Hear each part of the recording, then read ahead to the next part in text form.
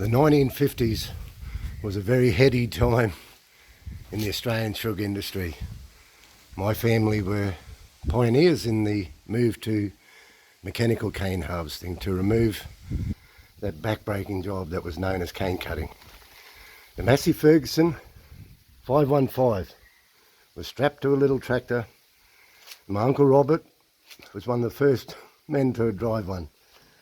Now it's disputed whether the one in Ingham was first or not, but the fact is that the first commercial harvester to cut 2,000 tonnes was Robert and Ricky Rossi, later to be joined by Johnny. And they did it in Mulgrave. And Mulgrave went on to be the first mill in the whole world to replace the cane knife with a mechanical harvesting. That's why I get really disappointed sometimes, because I know the expertise that was there. I know that hard work and that down-to-earth understanding of practical things was there. The English engineers at the time, they were really good. They lived with the Rossis on the river here. They learnt to fish and muck around with the Rossis. And even my uncle Savino, he was their boilermaker.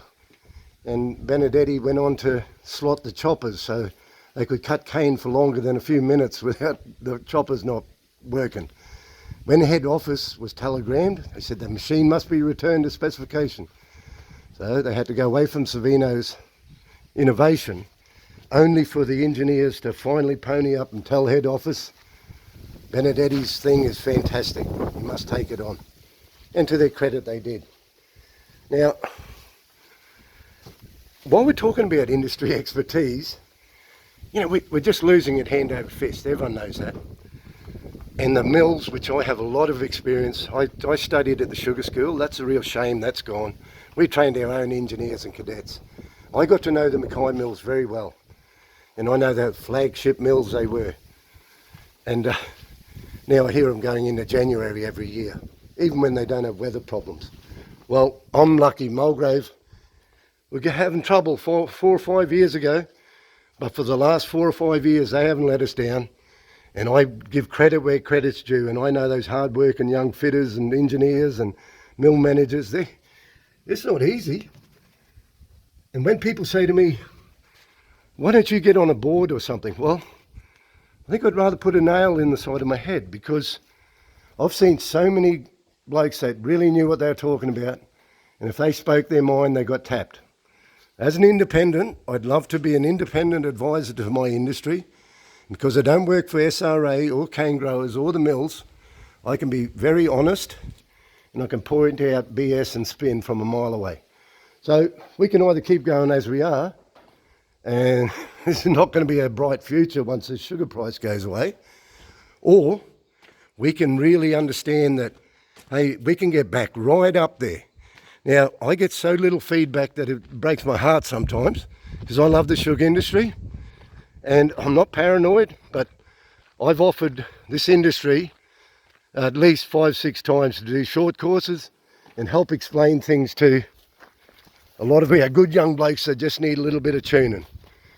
And this is the first he will have heard of it, but I'm not an engineering man. Like I said in one of the other videos, we get a gang of travelling Wilburys.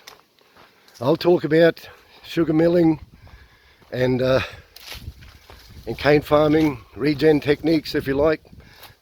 We get a soil health expert, and David Hardwick's hard to go past, a real mentor of mine, and amongst the blokes I really consider a good mate. And then we get someone like Mondo, Peter Mandora, also a Mulgrave boy, went on to become mill manager. We've lost too many good men, the likes of Adam Douglas, one of the brilliant young chemists, Craig Doyle, probably the best chemist of my generation.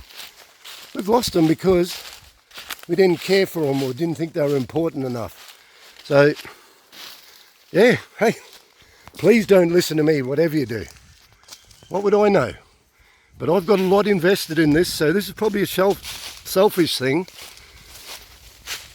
I don't want this industry to fold, mate, because we all got to stay strong to stay viable.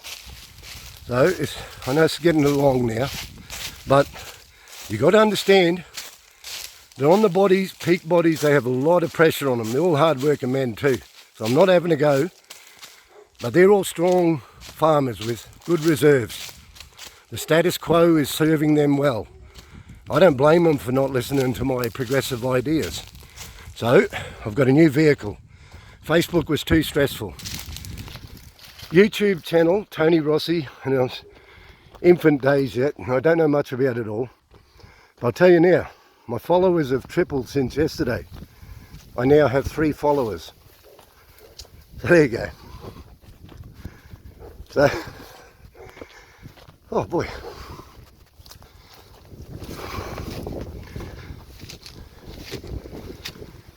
I feel really strongly about this. So if you like this sort of stuff, not bagging anyone, but oh boy, yeah.